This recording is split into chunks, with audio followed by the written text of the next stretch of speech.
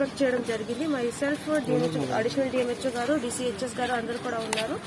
ఇక్కడ ఒక 30 bedded facility ఉంటుంది. చాలా మంది స్పెషలిస్ట్, గైనకాలజిస్ట్స్, అనస్థిటిస్ట్స్, ఆర్థోపెడిషియన్స్ అందరూ కూడా ఉన్నారు. చాలా స్ట్రాంగ్ ఫెసిలిటీ హెచ్ఆర్ వైజ్, కానీ ఇంప్రూవ్మెంట్ కోసం కూడా చాలా స్కోప్ ఉంటుంది. ఇక్కడ రూరల్ ఏరియాలో అంత స్ట్రాంగ్ ఫెసిలిటీ ఉండడం అంటే మేము ఎక్కువ యూటిలైజ్ చేయాలి. ఇక్కడ ప్రతి నెల 30 to 40 డెలివరీస్ చేస్తున్నారు. అది మేము గైనకాలజిస్ట్ గారు అందరూ కూడా మాట్లాడాము.